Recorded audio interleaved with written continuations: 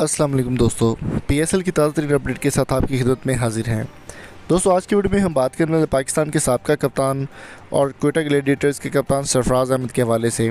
जैसे कि आपको पता मालूम होगा कि सरफराज अहमद अपने आप से बाहर हो जाते हैं और जब भी वो अच्छा खेलें तो वो फिर ज़्यादा ही परेशान हो जाते हैं और प्लेयर पर गुस्सा निकालना स्टार्ट कर देते हैं।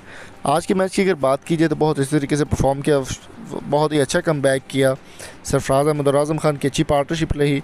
उसके बाद जो है वो जब मैच हारे थे क्वेटा ग्लैडिएटर्स तो मोहम्मद हसनैन को भी उन्होंने गालियाँ दी और इसके बाद मोहम्मद नवाज़ को भी गालियाँ दी। मोहम्मद नवाज़ ने पलट कर जो है सरफराज अहमद के साथ बात करने की कोशिश की, लेकिन डेल स्टेन और अंपायर की जानिब से मोहम्मद नवाज़ को रोक लिया गया।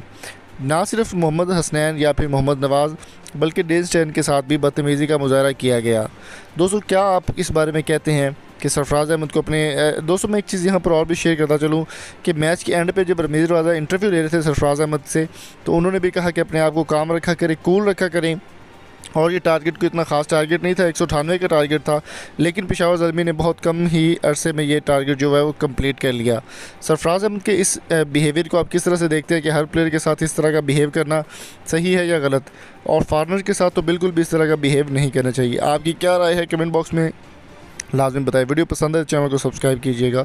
Thank you so much for coming. अल्लाह हाफ़िज़।